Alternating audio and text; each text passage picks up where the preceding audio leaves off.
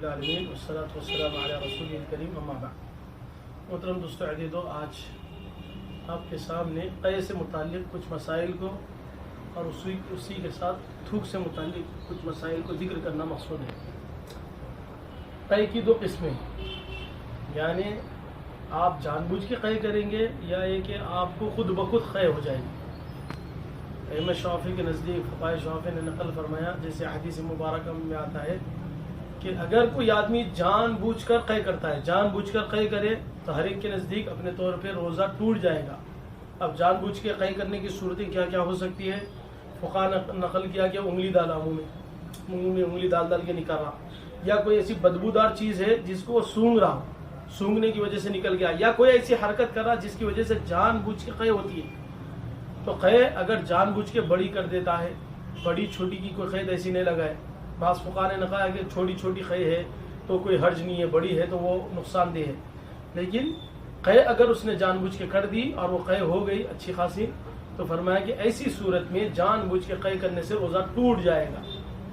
لیکن اگر کسی کو جان بوجھ کے نہیں کیا قے، خود بخود قے ہو گئی، طبیعت ٹھیک نہیں تھی، جی متلا رہا تھا، پھر اپنے طور پہ طبیعت کی گرانی ہو گئی، یا کوئی ایسی صورت ہو گئی جس کی وجہ سے وہ آدمی تھوکنے جا رہا تھا، مقصد تو قے نہیں تھی، بلغم تھا یا قے کچھ سفرہ ایسا محسوس ہو رہا، یا کوئی بلغم جیسی چیز حلق میں اٹکی ہوئی سی چیز دکھ رہا، وہ اس کو نکالنے والا تھا۔ اب اس کو نکالنے کی چکر کے اندر کیا ہو گیا، تھوک رہا تھا کھکار کے، لیکن قے نکل گئی۔ تو جان بوجھ کے قے نہیں نکالا، اس وجہ سے فقہاء نے نقل کیا کہ خود بخود قے ہو جاتی ہے، تھوک کے ذریعے سے تھوکنے کی چکر کے اندر قے ہو جاتی ہے، یا جی متلا رہا تھا، طبیعت ٹھیک نہیں تھی، جان بوجھ کے نہیں نکالنا چاہ رہا تھا لیکن وہ خود بخود نکل گئی، ان تمام صورتوں میں روزہ نہیں ٹوٹے گا۔ تو خلاصہ یہ نکلا، جان بوجھ کے اگر قے کسی بھی طریقے سے نکالے روزہ ٹوٹ جائے گا، اور اگر اپنی طرف سے وہ ہوتی ہے تو روزہ نہیں ٹوٹے گا۔ کیوں؟ اس لیے کہ حدیث پاک میں ہے، اللہ کے رسول صلی اللہ علیہ وسلم نے ارشاد فرمایا، اس کو مصنف ابن ابی شیبہ میں حدیث نمبر 9188 پر، مسند امام احمد بن حنبل میں 10085 پر، امام ابو داؤد نے 2380 پر، امام ترمذی رحمۃ اللہ علیہ نے 720 پر، اور علامہ ابن ماجہ نے 1676 پر، اور ابن جارود میں 375 پر، ابن خزیمہ نے 1960 پر، ابن حبان رحمۃ اللہ علیہ نے 3515 پر، اور امام حاکم رحمۃ اللہ علیہ نے 1557 پر نقل کیا۔ اللہ کے رسول صلی اللہ علیہ وسلم نے فرمایا، من ذرأہ القے فلیس علیہ القضاء، جس پر قے کا غلبہ ہو جائے، یعنی خود بخود وہ قے ہو جاتی ہے، تو اللہ کے رسول نے فرمایا اس کے اوپر کوئی قضا نہیں ہے۔ قضا کب ہوتی؟ روزے ٹوٹا تو قضا ہوتی، پتہ چلا قضا نہیں ہے کہنے سے کہ اس کا روزہ نہیں ٹوٹا، لیکن اللہ کے رسول نے فرمایا من استقا، لیکن اگر کسی نے قے کو طلب کیا، مطلب جان بوجھ کے کرتا ہے، عمدن جان بوجھ کر، فلیقضی، تو اسے چاہیے کہ اپنے روزے کی قضا کر لے۔ اس وجہ سے فقہاء محدثین نے اس روایت کو بھی صحیح قرار دیا، فرمایا کہ یہ روایت صحیح ہے، اس کی اسناد صحیح ہے، لہذا اس حدیث کے مطابق جس نے بھی اپنے طور پہ جان بوجھ کے قے کی ہوگی اس کا روزہ ٹوٹ جائے گا، لیکن خود بخود قے ہوتی ہے تو اسی صورت کے اندر اس انسان کا روزہ جگہ برقرار رہے گا۔ اس وجہ سے بہت سارے فقہاء نے اس بات کے اوپر بھی فتویٰ دیا ہے، علامہ ابن تیمیہ بھی نے دیا، دیگر علماء محدثین فقہاء نے بھی اس کے اوپر فتویٰ دیا کہ آدمی کا روزہ اپنے طور پر نہیں ٹوٹے گا۔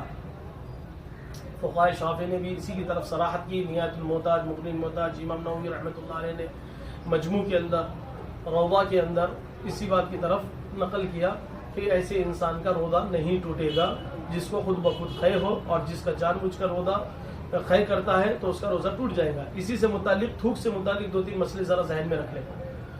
تھوک کے اندر بہت سارے لوگوں کو ہم دیکھتے رمضان کے اندر بار بار تھوکتے رہتے، وہ بیچارے اتنا تھوکتے، ان کو دیکھ کے تھوڑا سا پریشانی اپنے کو بھی ہو جاتی، ان کو مسئلے کا علم نہیں ہونے کی وجہ سے تھوڑی سی گڑبڑ ہوتی ہے۔ یاد رکھیں، منہ ہمارا، یہ منہ کا اندر کا حصہ ہے، منہ کے اندر آپ کا تھوک کتنا بھی آؤ، آپ وہ تھوک کو اندر کا اندر ہی نکلتے جا رہے ہیں۔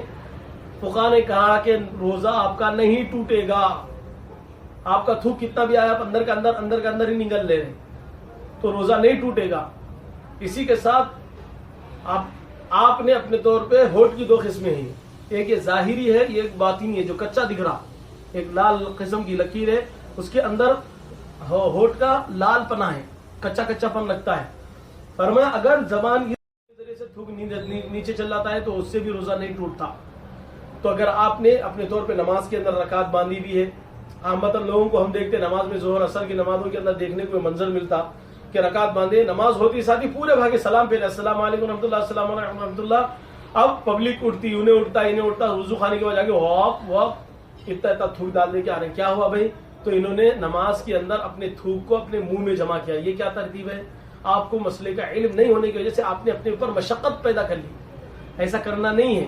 آپ نماز میں رکعت باندھے ہیں، رجوع الی اللہ ہو، اللہ من ان تعبد اللہ کأنک تراہ فإن لم تکن تراہ فإنہ یراک. اللہ کے رسول نے فرمایا کہ احسان کا درجہ یہ ہے، اللہ سے عبادت کا درجہ یہ ہے، ایسی عبادت کرو کہ اللہ کو تم دیکھ رہے ہو. اگر یہ مقام پہ نہیں پہنچے تو اللہ تم کو دیکھ رہا. یہ نظریے سے نماز ہم کو پڑھنا ہے، لیکن اللہ معاف فرمائے روزے کے اندر وہ تھوک کی طرف دماغ جاتا، ہوتے ہوتے ہوتے منہ بھر جاتا ہے. صاحب منہ بھر گیا، اب جا کے آپ اپنے طور پہ تھوک رہے نہیں. آپ اپنا تھوک تھوڑا تھوڑا جو بھی منہ کے اندر آ رہا ہے اس تھوک کو آپ نگلتے رہو، ختم. آپ کو اپنے طور پہ روزے کی مکمل رکھنے کی اجازت ہے. اس تھوک کے نگلنے سے آپ کا روزہ نہیں ٹوٹتا. ہونٹ سے متعلق دوسرا مسئلہ ذرا اہم سن لے بھائی. بعض لوگ گرما کا موسم ہے ہمارا، گرما کے موسم میں بھی روزہ رکھ رہے. اللہ ہم کو قدرت طاقت دے، اور اللہ کی قدرت و طاقت سے ہی رکھ رہے، ورنہ ہمارے بساط کی قدرت کی طاقت کی بات نہیں ہے. وما توفیق الا باللہ، یہ تو اللہ کی محض توفیق الہی ہے کہ ہم روزہ رکھ رہے ہیں. اللہ ہم کو قوت طاقت ہمت دے، موت تک کوئی فرض ہمارے ذمے میں باقی نہ رہے، ہر ایک کو ہم ادا کریں. تو روزے کے اندر اگر کوئی آدمی، یہ ظاہری ہونٹ ہے، یہ ہونٹ کا باہر کا حصہ ہے جو ہونٹ دکھتا ہم کو، دیکھو اس کی ترتیب کیا ہے. منہ بند کر لیں سیدھے طریقے سے، ہونٹوں کو کھینچ کے نہیں. اب یہ جو ہونٹ دکھ رہے میرے کو باہر، ان ہونٹوں کو میں نے اپنی زبان لگائی. اگر ایسا زبان نکال کے ہونٹوں کو، جیسے لوگ ہونٹا سوکھتے تو ایسا زبان سے کچے کرتے رہتے، بار بار زبان نکالے باہر پھرائے. مسئلہ بہت سنجیدہ اور خطرناک ہے یہاں پر.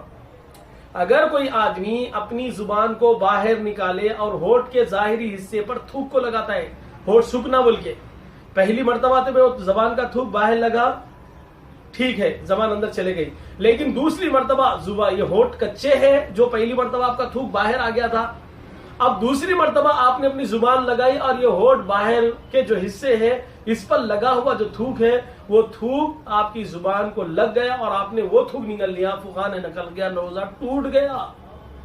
روزہ ٹوٹ جائے گا اس سے. اس وجہ سے زبان کے اوپر، ہماری زبانوں کو پھرا پھرا کر ہونٹوں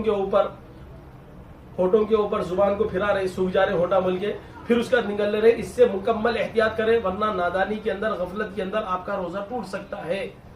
اس وجہ سے ہم اس بات کا اہتمام کریں کہ ہماری زبان پر تھوک جو آتا ہے اس کو نگل ہی لے اندر، اور ہونٹوں کو کچا کرنے کے چکر کے اندر ہم اپنے طور پہ ہونٹوں کو زبان باہر لا کر لگا کر اس کو نگلے نہیں. اور یہی مسئلہ ٹیلروں سے متعلق ہے. ٹیلر حضرات سوئی میں تاگا بونے کے لیے تاگا لیتے، تاگا منہ میں لیتے، منہ میں لے کے پھر باہر نکالتے، اس کو تھوک لگا کے پھر پروتے. ایک مرتبہ تو ٹھیک ہے، منہ میں لیے، تھوک لگ گیا، آپ نے پرا دیا. لیکن اگر تھوک لگا ہوا ہے، نہیں پرے ہوا ہے، پھر سے آپ نے منہ کے اندر وہ تاگا لیا لے کے آپ پراتے ہیں، تو یہ باہر کی چیز کا جو تھوک لگا ہوا منہ میں آیا، اگر یہ اندر چلے جاتا ہے، فقہا نے نقل کیا کہ آپ کا روزہ ٹوٹ جائے گا. اسی سے متعلق ایک مسئلہ ہے برش. روزے کی حالت میں برش کر سکتے نہیں کر سکتے؟ تو یاد رکھیں، روزے کی حالت میں برش کرنے کی اجازت ہے، لیکن شرط یہ ہے آپ نے جو برش کیا ہے اس برش کو لگا ہوا پانی یا تھوک یا ٹیوب، پہلی بات تو لگا ہی نہیں. برش کی مسئلے کی ذہن میں رکھ لیں. یہ منہ سے باہر کا باہر اگر آپ تھوکتے ہیں، جیسے آپ نے زبان کے اوپر لگا ہوا تھوک ہونٹ کو لگایا، وہ اندر نکل لیے، اسی طرح برش کو لگا ہوا پانی اور جو بھی منہ کا لعاب ہے باہر نکال رہے، لگا رہے، پھر منہ میں ڈال رہے. ایسی صورت کے اندر وہ بھی اگر اندر نیچے حلق کے اتر جاتا ہے تو روزہ ٹوٹ جائے گا. لیکن زبان باہر لگائے تھے، اندر لے لیے، تاگا پرانے کے لیے منہ میں لگائے تھے، پھر لگا کے پھر منہ میں لیے، تھوک اندر ہی ہے. پھر اس کے بعد برش آپ نے منہ کے اندر ہی کیا، لیکن وہ بھی منہ کے ظاہری حصے میں سے آپ نے اس کو اچھی طریقے سے تھوک دیا، تو ان تینوں صورتوں میں روزہ نہیں ٹوٹتا. یہ مسئلے الگ الگ ہے. ذرا اگر نہیں سمجھ میں آیا تو ریپیٹیشن کر کے اس کلپ کو بار بار پیچھے آگے کر کے ہر مسئلے کو اچھا سمجھو. اگر نہیں سمجھیں گے، اگر آپ مسئلے کو تو آپ بولیں گے ملہ صاحب ادھر کا مسئلہ ادھر کر دیے، ادھر کا مسئلہ برابر جا رہا، مسئلے کی آپ کے سامنے اللہ کے فضل سے نوعیت برابر رکھی جا رہی ہے، لیکن خدا نخواستہ اب ادھر کا ادھر، ادھر کا ادھر کھچڑی مچڑی کر دی ہے، تو اس کے ذمہ دار آپ ہیں، میں ذمہ دار نہیں۔ آپ کے سامنے ریکارڈنگ ہے، 10 مرتبہ آگے پیچھے کر کے سنو، پھر بھی خلاصتاً یہ بات ختم کرتے کرتے کہنا یہ ہے، آپ کا ظاہری ہوٹ یا سوئی پراتے سو تاگا 2 سے 3 مرتبہ، یا اپنے برش، ان تینوں چیزوں کو اپنے منہ میں لیا اور اس کی چیز کو نگل لیا، روزہ ٹوٹ گیا۔ لیکن اگر یہ تینوں چیزوں کا تھوک آپ کے منہ میں ہے، آپ نے منہ کے اندر سے ہی باہر کا باہر اس چیز کو تھوک دیا، تو آپ کا روزہ نہیں ٹوٹا۔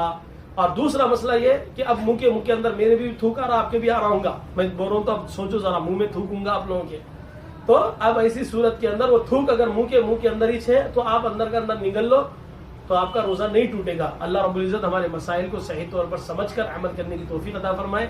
وآخر دعوانا ان الحمد للہ رب العالمین۔